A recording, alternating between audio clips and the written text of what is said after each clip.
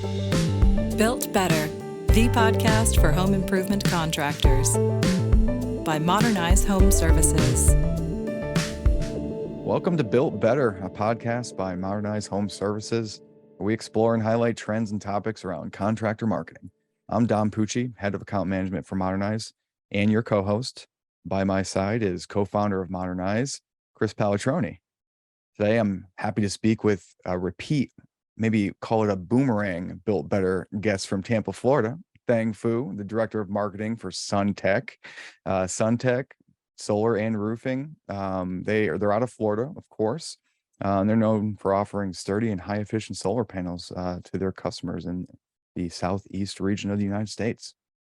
Today, we're actually going to discuss a pretty hot topic, no pun intended to Florida, but we're discussing the increase in the tax credit for solar, and we're going to try to tap into that conversation and really try to understand, what consumers are saying and thinking about it, and how we're educating consumers to really know how to take advantage of that good stuff. So just to give everybody a little bit of level set before we bring Thang into the conversation, solar PV systems installed in 2020 and 2021 are eligible for a 26% tax credit.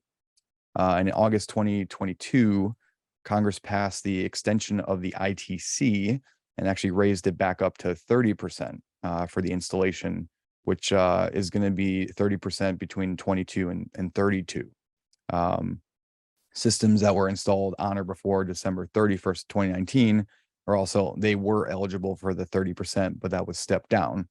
Now it's back up, and we're hoping that drives a lot of, fervor in the marketplace, of course. So that tax credit is going to expire in 2035 after it steps down a little bit. But there's just a lot of information that consumers, really have to go through to know and understand what it means for them. So, Thang, I wanted to bring you in here to talk a little bit about that. But before we get into that, want to just thank you for being back on as a boomerang guest. And you went through a hurricane in Florida, and I know that it had a big impact on your office and your team here. So I just wanted to say, how you doing? Hopefully everything is going better for you now. But it's just good to be able to see you and get through all that stuff. Yeah, thanks Tom for having me back on. I definitely appreciate it. Always excited to do these. Now second time around, it's been a great experience. Even through the first time, was a great experience. So we're doing all right. There's some people that are affected by that by Ian. Hit pretty hard down in the Fort Myers, Naples, Port Charlotte area. So business picked up in roofing because of it. Obviously, anytime a Cat 4 rolls around, there's going to be a few roofs that go missing. So, we've been able to touch base with a lot of our customers who did solar with us, and make sure that they're okay. We had some projects out there that we hadn't even installed solar and had to make sure that they were okay as well. Some of them said, "Hey, my roof's not even here anymore," and we were able to, kind of get them through that and help them out with those things as well. But yeah, I mean, office isn't too bad, not too bad shape. I think everyone's kind of getting back to normal from that for the most part. But it was a different ride because when they do hit, usually they're not the impact isn't as much as we've seen, unless it's in like Miami area. But there they got they took the brunt of it, and we're just happy that all the people down there, a lot of them that made it out. So including some of our representatives down there that all made it through it. So. Yeah, I'm just really, really thankful and glad everybody's safe. I mean, that is, Cat 4, Cat 5. I mean, that's why I don't live in Florida. I'm going to be honest with you. Those things scare the heck out of me. It was definitely crazy when it happened. Obviously, with these type of storms, it's hard to project. They'll say it's here. It was supposed to hit me directly, and my house was supposed to be underwater in Tampa. But fortunately for me, most of the time they don't come towards our way. They either go south of us or north of us. But yeah, if I got hit, I would have been underwater because I live right by the water. So Well, I'm sure glad you dodged that bullet. When, it kind of brings up some questions I have just around, I know we're going to be talking about the tax credit here, but just around how you manage through when storms like that do come through and it affects your current customer base that you have to service with warranties and things like that. What kind of stress does that put on your team? Like, do you reappropriate some of the installers to doing service? How do you conceptualize that? Like, what's the action plan that you have for that? it's definitely a difficult process because there's so many more calls coming through, right? So, we try and make sure what the situation is, what's might be the harshest situation, people not having, running water, or since we used to do solar hot water heating, or they don't have hot water, or no power, their roof is just leaking like crazy, whatever it is. We assess that as a to see what's really the biggest emergency, right? And try and make sure we're hitting those.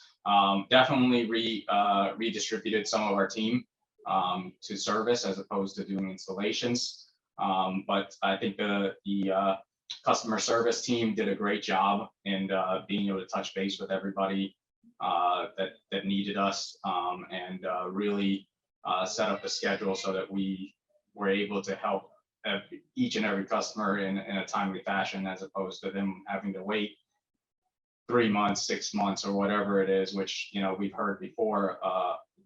Things like that have happened with other companies as well, that you run into that, right? But we were able to take care of that pretty quickly, having the team that we have, and they just did a great job at it. Well, that's great to hear. Yeah, why don't we, we can talk. I think we can talk about the storm forever, but I get it a little bit into, you've heard about the storm forever, so we're past it. Let's get past it. But Next one. yeah, there will always be a next one, right?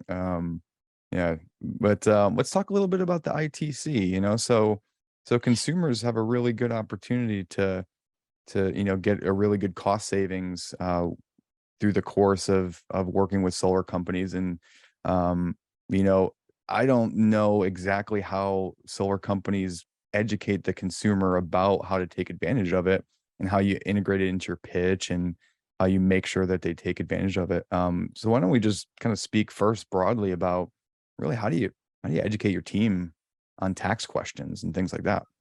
So we don't, we obviously we're not accountants and everything, but I've got solar myself.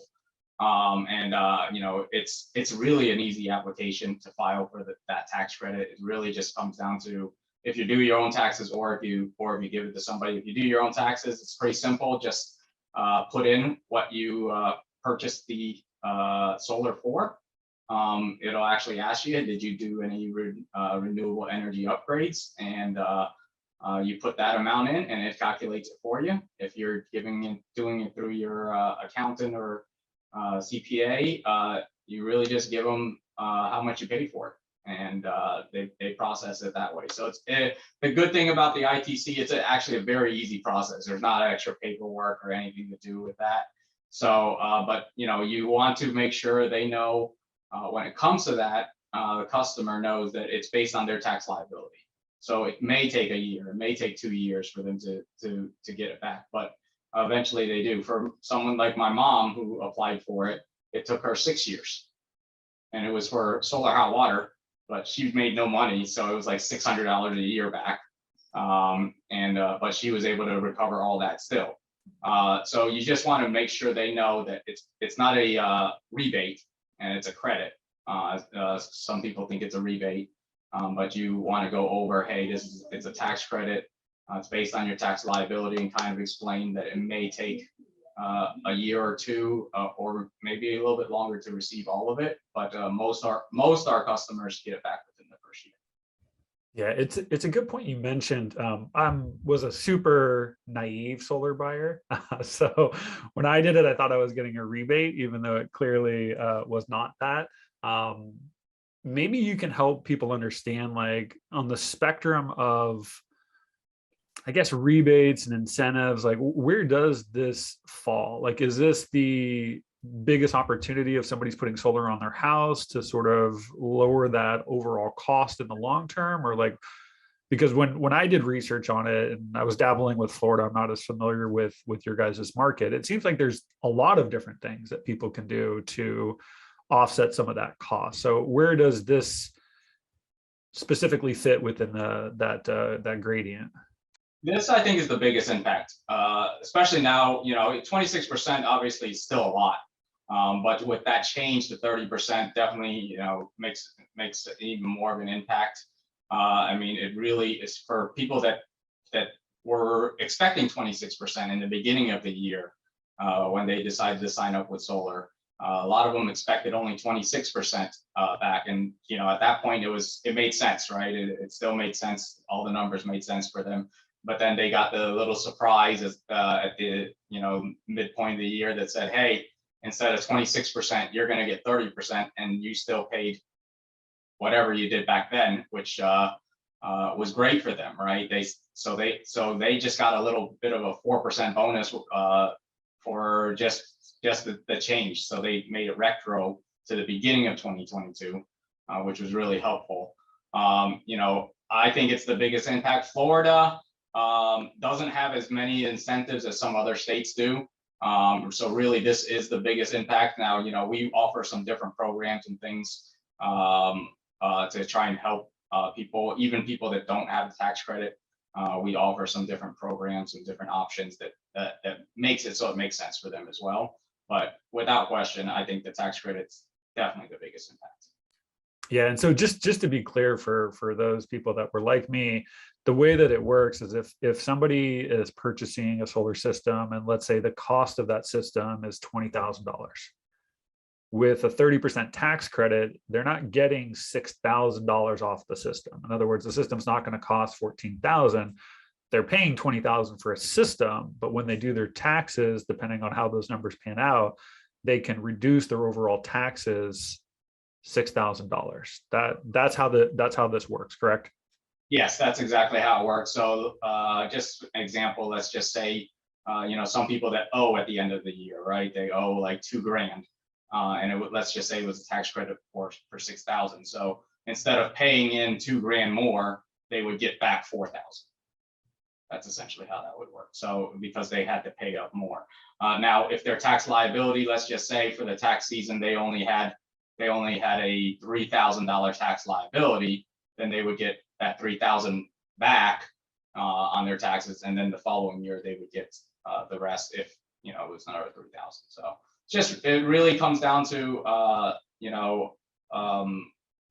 their tax situation, and some people that, especially business owners, write off a lot of stuff, so some of them might not get it. Some senior citizens might not get as much.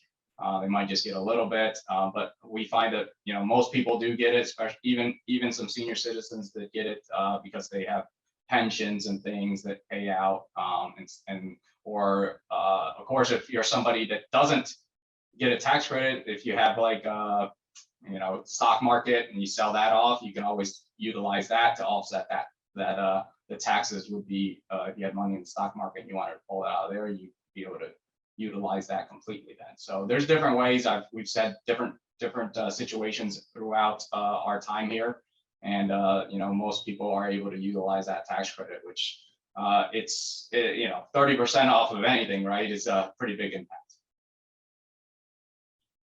Yeah, that's absolutely right. I mean, and then there's other you can get into so many different details of all this, but for instance, like if you finance the system, right? A lot of the finance companies that deal with solar, if once you get that credit back, there's like an 18-month lead time where it assumes you're going to take that credit and then pay it back into the loan.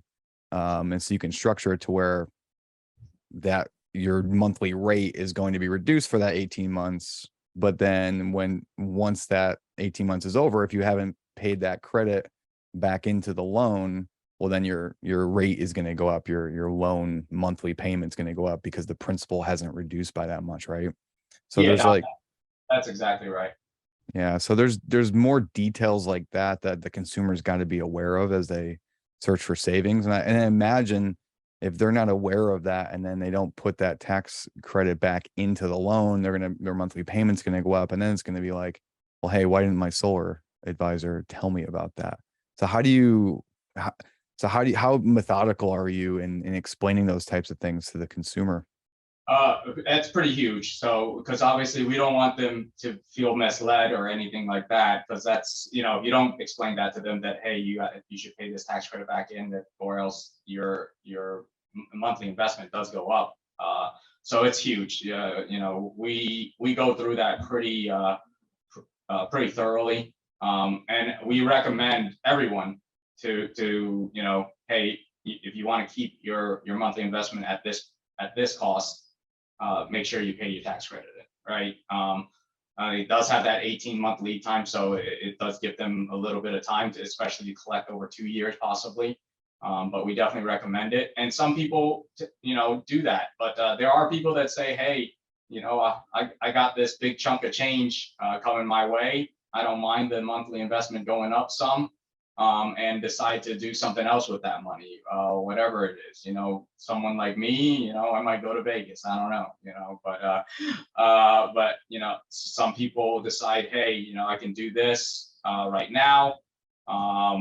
Take this money, do whatever I want with it, invest it, and then make that payment. So it's their money at the end of the day, their tax credit, so they can do whatever they want with it. But we do advise, hey, so that your monthly investment doesn't go up, to go ahead and make sure you do that before that 18-month period. But it is nice to have that 18-month period, because then you can get through 2 tax seasons with that. How much does, when I try to think of like all the reasons why people put solar on their house, like from your perspective, how much of it is just the economics of it, which is where, this incentive would come into play, versus, I don't know, they just want to be green, or to be honest with you, I don't even know all the reasons why people would do it. But from your perspective, where does this fall in the rationale?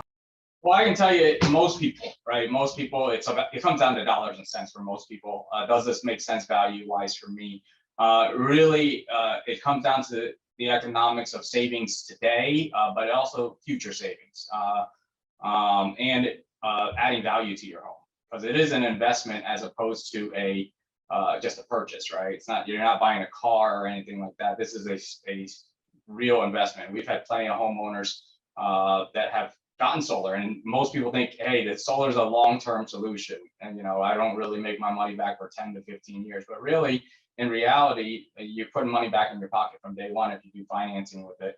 You're adding value to your home. We've had people buy and sell the following year and get every dollar back that they did with on their purchase, right? And they got the tax credit, and they got the savings for the year. So they made out, gangbusters by going solar. And then they called us and said, hey, I want more solar on my next house. So some people see it that way, as okay, I get to add value to my home. Some people, the majority of people are gonna, it comes down to, hey, how can I save money now? And that's where it comes down to, because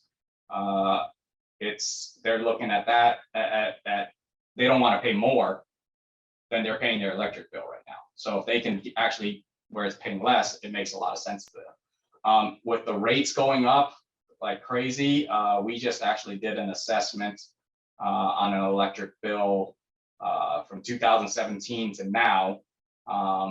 It increased about 50%. So $100 electric bill back in 2017 is $150 electric bill now. So a lot of people are fighting, want to make sure that they don't have that happen, especially nowadays with increases coming left and right for the electric rates. So that's a big reason as well for people to do stuff right now. But I would say mostly comes down to economics. Comes down to that dollar if they're able to save today, because they don't want to really wait to save for 10, 15 years down the road. They want to save today, and with the financing, that makes it possible. Yeah, I would imagine that there are certain times of the year where people are feeling that increase in cost of electricity. Like I know, like my December bill for with my local utility is usually like triple what it is in like the summer months. And so I don't exactly know what it is for you guys, but is there a specific time of year where people are starting to feel that pinch, their usage has gone up, and thus their interest in looking into this has peaked? Absolutely. During the summer is for us because we don't use heat down here really. But the AC is blasting during the summer. Those bills, typically most homeowners' bills are 50%, if not 100% or more than their winter bills are. We've seen people have no bills, basically $90 bills during the winter months, and then their electric bills during the summer are $400, right? Because they're running their AC. Their AC may be older. That might be another option to help reduce it is get a new AC, which we do recommend if we know that it's an older AC. Anything that we can recommend that helps their energy efficiency, even if it's not a product we do, just like AC, we want to try and guide them that way, because if it's not necessary to put 50 panels on their house or whatever it is, we're not trying to make them do that. We want to make sure that they're efficient as possible. So when we go to their home, we go through that evaluation and make sure we're doing everything that's best for them. So if it's the summer months that are the more sensitive months for the consumers, how does that play into the way in which you guys try to navigate them through the sales cycle? Like, I would imagine, just following, I guess, a little logic here, that there's a compressed window of when they're the most sensitive to making a purchase. So if it's the summer months where their usage is spiking, they're noticing the increase in what they're paying the utility company, is it safe to assume that like you have a very short window to, I hate to use the word capitalize, but we'll use that, capitalize on that emotion and move them through that process? Because I would imagine if it's late summer and then they're going to stop using the AC come early fall or mid fall, they may not feel as pressing the need to move forward. Is that an accurate assumption, or how do you guys look at that? Yeah, I mean, we do see that trend a little bit. Fortunately, in Florida, it's hot most of the time, so our winter is like 2 months. So once that's over, it's kind of like, yeah, I think we were still in the 80s in November. So yeah, so it's like December and January are the months, and those are also holiday months, so that factors in as well. But once that starts hitting them, and once these increases, which there's an increase just announced this month for most of the electric companies in Florida, once they start seeing that, then yeah, we'll get more people more urgent to sign up, as opposed to maybe December.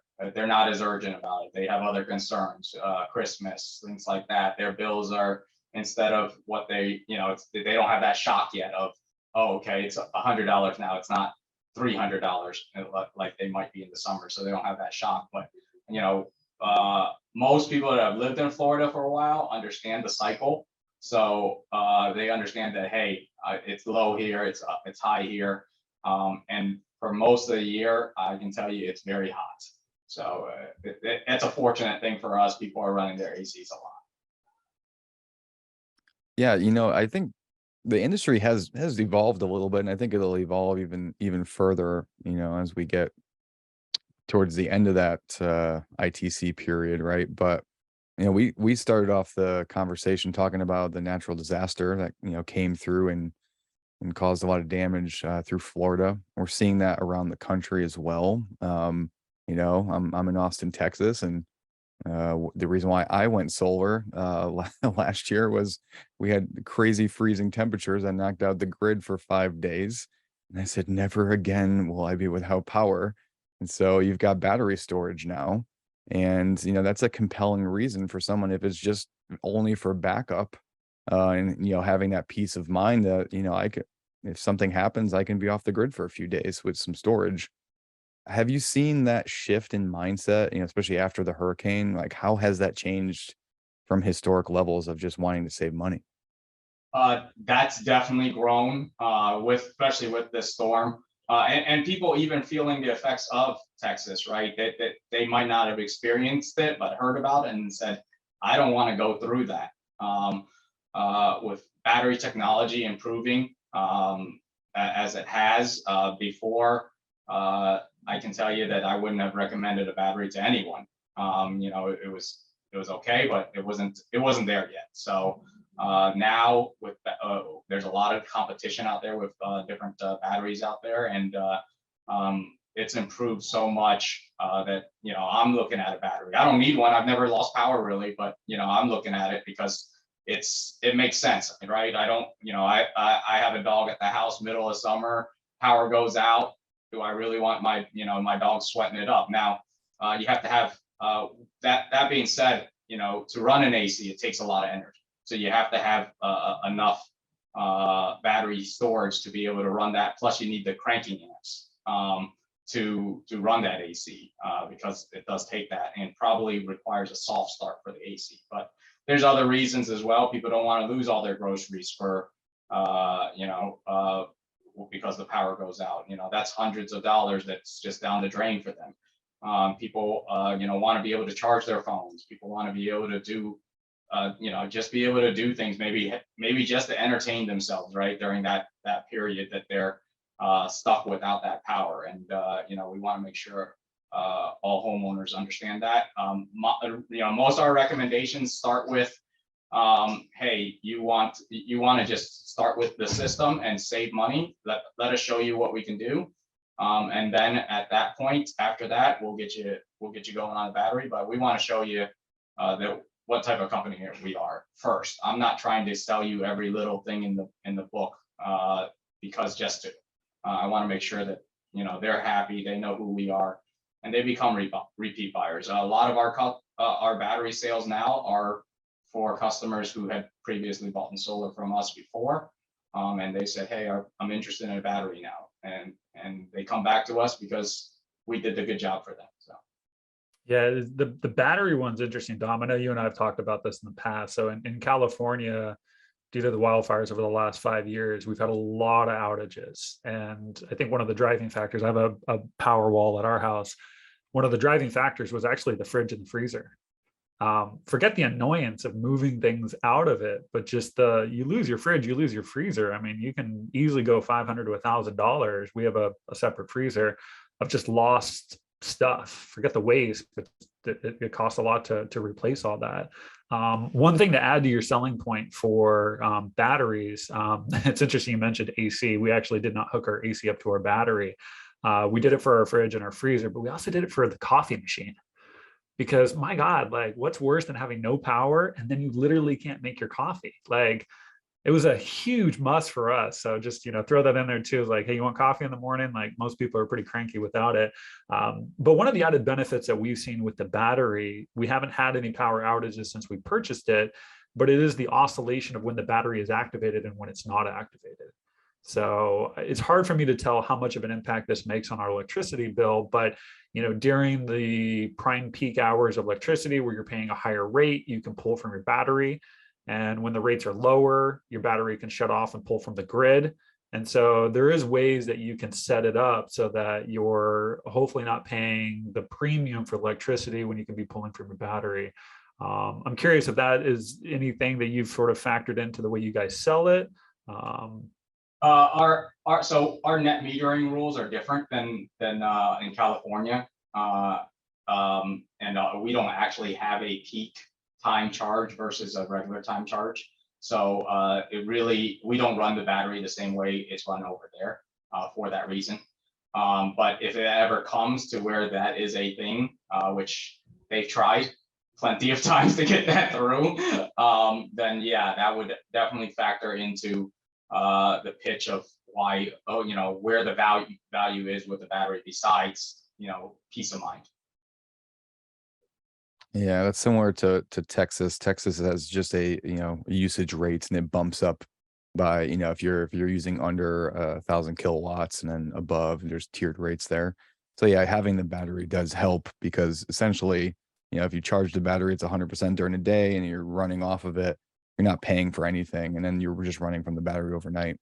And then usually you're, depending on the level of battery that you get, you can run it overnight, good to go, and then charge it back up. So the battery portion for me, I mean, that was the whole reason why I got it. We lost power actually like 3 or 4 times. I didn't even know it. I found out because the text message or the app message from my phone said, "Hey, you're running on battery backup right now." Crazy.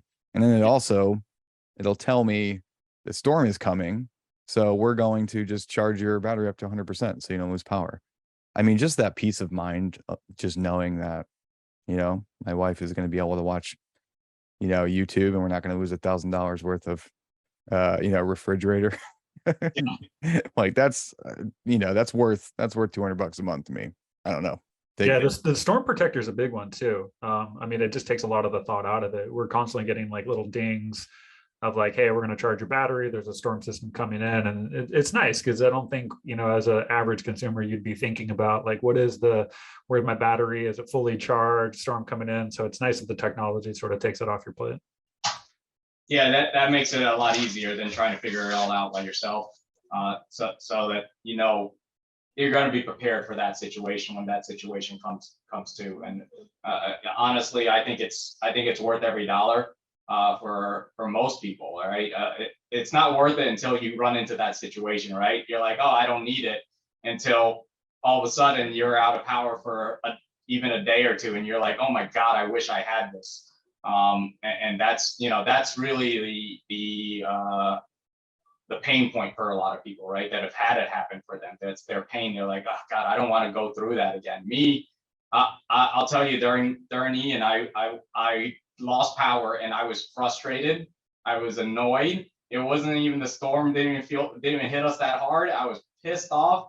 I drove over to my brother's house to go stay there because they had power, but then I had to bring my dog, and she's a pain in the butt when she's not at home. And I got to their house and I was like, oh my God, she's pissing me off. So I was annoyed there. I saw my cameras come back on my house. I drove back over, and then the power went out again like 3 hours later, and I was like, oh, just super mad, just annoyed. And then I think I went the next day back to my brother's because the power was still out. And then it was a whole fiasco for me, being on the road during the storm, just because I didn't want to deal with no power, not just sitting there twiddling on my thumbs. But then I had to bring my dog, who was just a pain in the butt because my niece was scared of her too. So it to me, that was my point of pain, going, yeah, I think I need a battery for next season.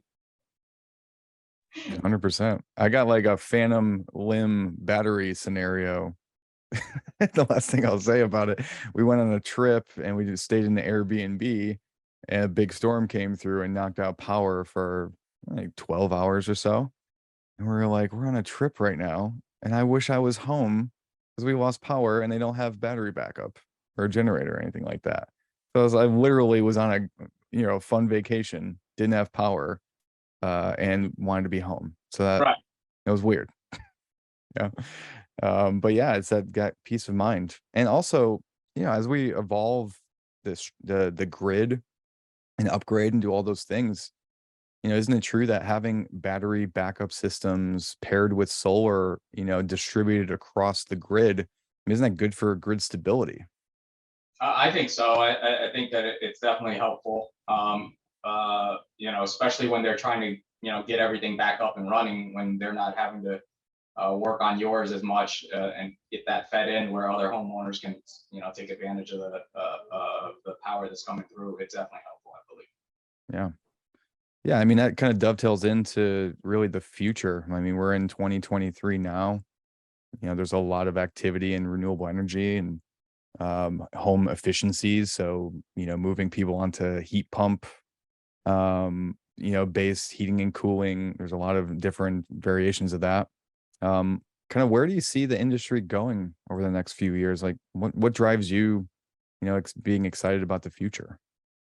I mean, things are just advancing. I mean, I didn't, when I first got into the industry, I didn't even think that. I was like, solar, can it really get more advanced, right? But things are just advancing just with the battery systems, with EV charging, things like that. I mean, I see, obviously with more electric cars coming on board, people are starting to get more of those. I know in California they're talking about no more gas vehicles or whatever it is. And if you do that, then you know, something like that, you can't tax the grid that hard all the time if everyone's charging their vehicle, right? You're going to have even more blackouts, right, Chris? You'll have more people not being able to charge their cars and things like that. So I think, especially over there right now, that's going to be a big thing, getting batteries, getting solar. Everyone's going to be on board with it at that point. With the rates there, the going up crazy everywhere. I mean, we're catching up to California in terms of rates, our standard rate right now. It seems like every day I hear about a rate increase. So, people, I think it's becoming much more popular to go solar, and with some of the technology changes, bigger watt panels, more efficient panels, so with less degradation. The inverters are improving to maximize the energy input, and really they're becoming just like you talk about the batteries. They're like kind of like a smart hubs now, as opposed to just, hey, here's a battery. They're actually smart about what they're doing with them. So everything's kind of advancing quicker than I thought. When I first got into the industry, when I first got into the industry, it was just, here's some solar panels, great, right? They'll lower your electric bill, but there's a lot more coming down the road. We've seen some different things with solar roofs and things like that, which I think that's down the line is going to be something that's going to be really good. I don't think the technology is there yet, but I think people are starting to work towards that. Like the solar shingles, I think one of our roofing distributors, they are rolling out some solar shingles as well. So people are getting into that technology more and more. I don't think it's there yet in terms of efficiency, but I think it'll get there. So I think that's another advancement that's coming down the road. Yeah, Thang, how do you stay up to date on all the things that are going on in the industry? There's a lot of heads here that do that. So me obviously, and the team behind us, we're going through conventions, we're talking to our distributors all the time about new stuff. A lot of the companies do come to us and say, hey, we've got this new, we've got this different thing. I take meetings with anybody, right? If they have something that's that piques my interest, then it's something that I want to listen to, and I listen to all of that. And that includes the rest of the management team. We always are looking for what's that next step, what's that next, maybe it's an edge for us because we know a little bit more, we do a little bit more, but we're in a lot of different groups as well, solar groups, sales groups, just it's all go all the time. As you guys know me, it's just like I talked about the last one, I'm always trying to push, always trying to figure things out to make us better. So yeah, we love that about you, Thang. Got that growth mindset, unless you're on the tables, in Vegas, and then that's a real growth mindset, right? That's for sure. But even then, I'll tell you what, even then, I'm still looking, I'm still seeing what's going on. I still want to know. I like to stay involved. Though I tell them, hey, don't bother me. Some of my team, I'm like, don't bother me during this time. I'm still calling them in between breaks, looking at my phone in between while I'm playing. It's we call it Sun-Tec life here because it's really is life for us. We're lifers. A lot of us have been here close to a decade, and it's a family. It's something that and we keep pushing through like that. And regardless of what we're doing, it seems like I'm still always trying to stay ahead of the game and trying to figure out what's going on. So yeah, I would I got a couple more questions. I do want to, Chris, do you have any other things that you want to throw in front of Thing before we let him get on with his day? No, I mean, just when you talk about the future, I think that's if we have you as a guest at another time, it'd be really interesting to dive deeper into that, because I think there's a lot of interesting use cases for batteries, to Dom's point of grid stability. I've seen solar siting, which I don't think is very prevalent yet. So I think there's just a lot of interesting things happening. Solar roadways, I don't know where that can fit into the residential home, but it'd be interesting to sort of go down that path a little bit. So curious to see what you come up with over the next couple of years. Yeah, you know me, I'd love to be back on. It's exciting what's happening down the road. I mean, I hear things here and there, and we hope those things come to fruition. But it is exciting, the technology advancements, especially since I didn't think you could really get that much more technology going with it. But there's actually a lot happening in the background. Well, Thing, I just have a couple more questions for you. And really it's more so about, kind of the pitch to the new contractor. Let's say somebody in Texas wants to start a business. Maybe they have a roofing business right now, right?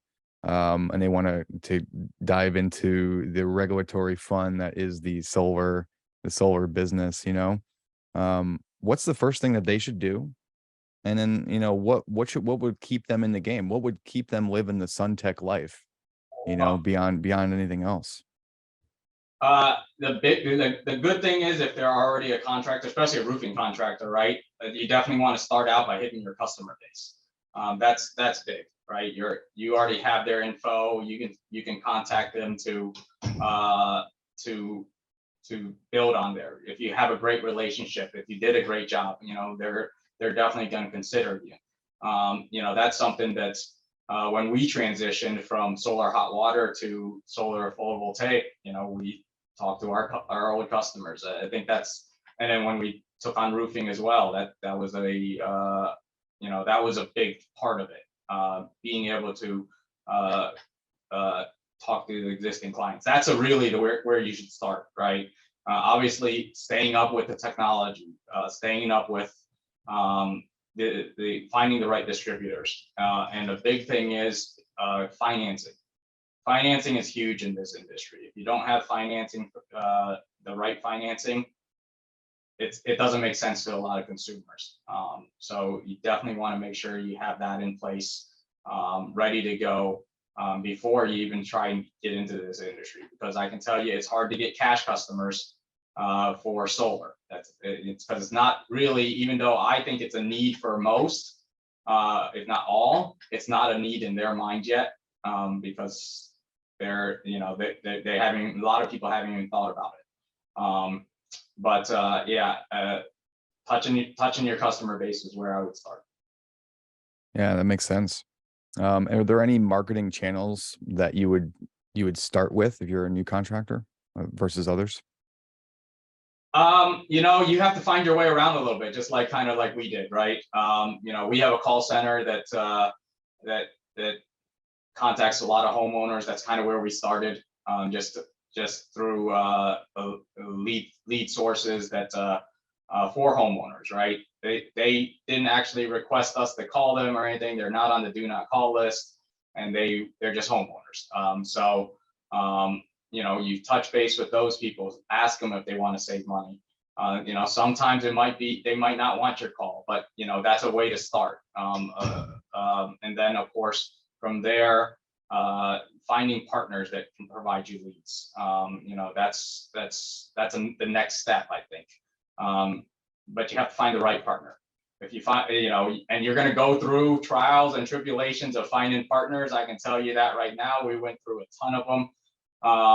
There's a lot of them out there that ask for retainers and ask for this and ask for that, but you kind of have to get through all of those and just test it. Really, you have to sacrifice and trust that, hey, I'm going to go through this, talk with these people, and find that right partner. Once you find that right partner, sky starts becoming the limit at that point.